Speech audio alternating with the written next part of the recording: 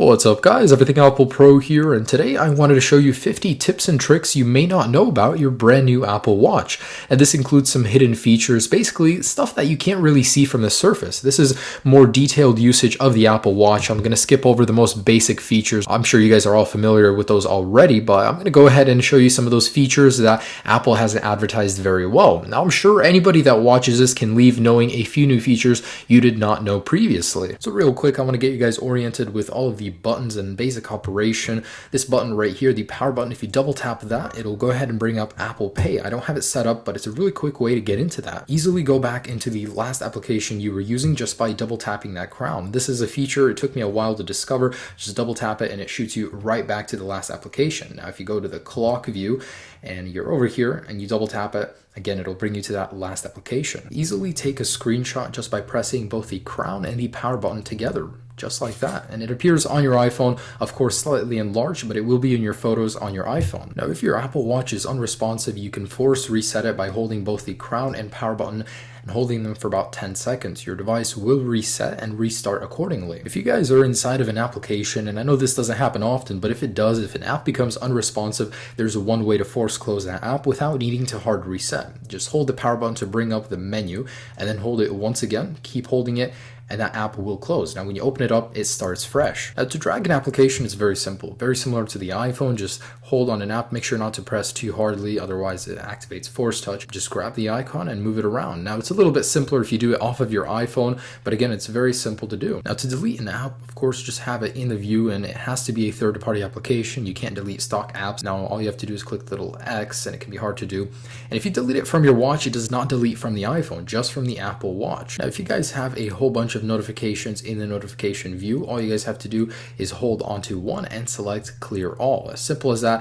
You don't have to go and slide through every individual one to clear them, and there you go, no more notifications. Now in order to set default weather pages, as you know, it goes to the default one. You guys have to do that actually in the Apple Watch app on your iPhone and select default city. So it'll automatically take the one from your current location where you're at, but you can go ahead and set it wherever you want it to be. Now by default in the weather, you're going to get little icons of the current weather. Tap once, you get the degrees or Celsius. Tap once again, you get probability of rain. Now if you force touch, you can select from this little menu right here. Now when bringing up the glances in the clock view, you get this little menu right here. If you guys actually notice, this button will ping your iPhone. It'll let you know in the vicinity of where you are, where your iPhone is by sound. Now if you actually hold the button, not many people know this, if you hold this, it'll actually ping it with the flash as well. So if it's in a dark room, it helps a lot. Now this can be done either from the iPhone or from the settings in the Apple Watch, but if you go into settings, general accessibility, you can actually enable voiceover or zoom. And now this is a triple click feature. So when you triple click that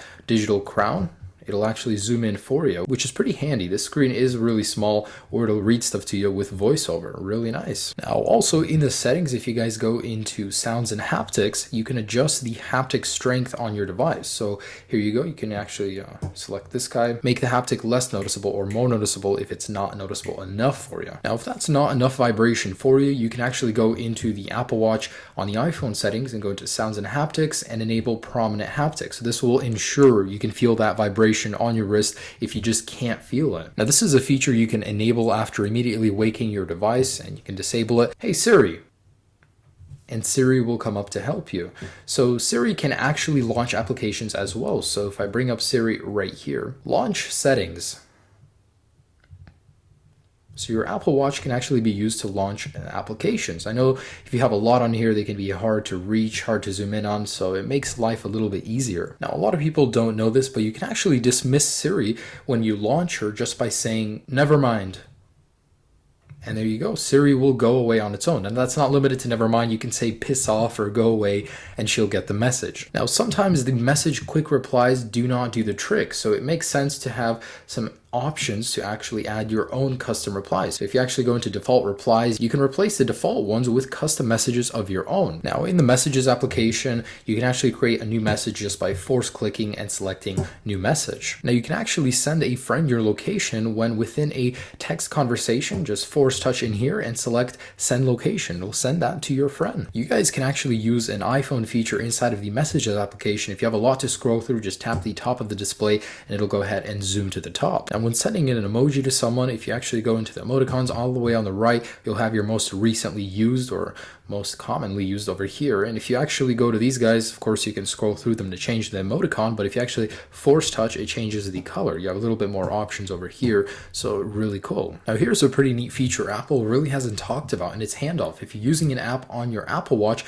you can actually hand it off to your other device, your iPhone or your computer. As you can see right here, I can go ahead and click up on this, use my Touch ID, and it'll open up in the very same conversation on my iPhone. Now, you can quickly and easily silence calls just by placing your hand on top of the Apple Watch, just like this.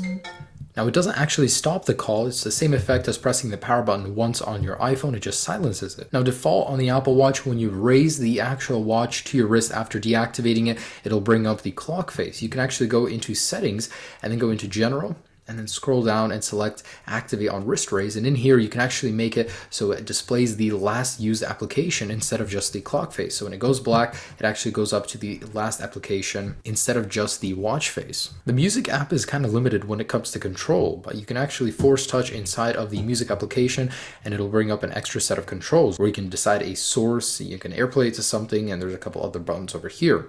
Now, as an added bonus, you can actually control Netflix with your music application. This will control Netflix if you're streaming to a display. Really neat. Now, whenever dictating a message inside of messages as a reply or creating a new message, it'll always give you two options: either send as a message or send as a voice memo. Now, I never send as voice memo, so it's kind of annoying having to click an option all the time. However, inside of the messages settings on the iPhone app, you can actually select a default in here. So always dictation or always audio right here. It'll save you some time. Now, not a lot of people know this one, and it's extremely useful. So whenever using this guy on your wrist, of course, you can just put your other hand over it no matter where you are, and it will turn the display off. Not only that, you'll be at the default at the clock face, and if you click the digital crown, you'll be at the home screen. So you don't have to click it 3 times to exit one application and then center this guy and then go back to the clock face. It saves a lot of time just to be in an application and then click this guy, and boom, you're at the default. Now, when replying using Siri, you can use this little trick to save a little bit of time. So let me just send a quick reply and just tap the display and it'll send the message right away. You don't have to click the little send button over there. A really neat way to save a couple seconds. Now, when inside of the calendar, if you're actually inside of a day, you can actually force touch to switch between a list and a today view. Now, of course, you guys can force touch on any clock face and customize it. So you can change the color, the amount of information you want displayed. This one's not very customizable. Something like this, I really like. It's the most customizable one for me.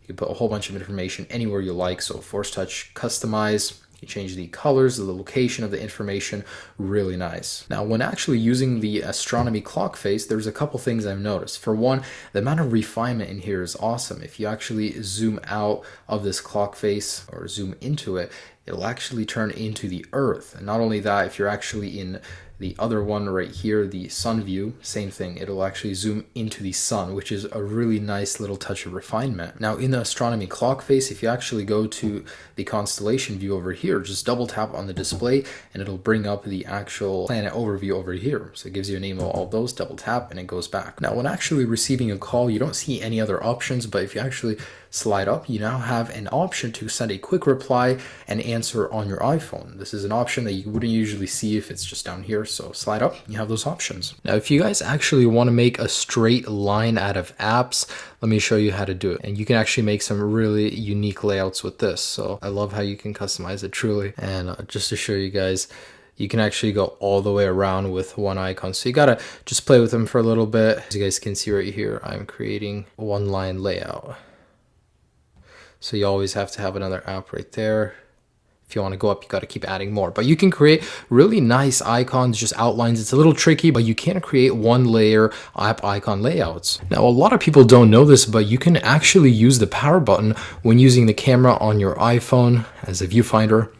On your Apple Watch, you can actually use it as a camera shutter button. So it's a lot more comfortable than tapping this tiny little icon on the screen. Now, to delete emails, all you guys have to do is slide over and select archive. and that's it. It'll delete that email or put it in the archive. Now, what this little red dot right here means, it took me a while to figure it out, but basically it just means you guys have notifications. So when you have that, that means you do have new notifications up there. Now, you guys can actually group friends in the friends view if you don't have enough to fill all 12. So you can group several up on top and several down below on the bottom. Really cool. Now, this is a really neat feature. Will save some time. Select unlock with iPhone in your My Watch settings and passcode settings. So whenever you actually unlock your device, it'll keep your Apple Watch unlocked. Now, this isn't for everybody, but if you guys run, you're active, you don't like running with your iPhone on you, you can actually put music onto your Apple Watch without the need of a computer. Simply go into My Watch Music, and then in here, Syncs Playlist. So find a playlist on your iPhone or make one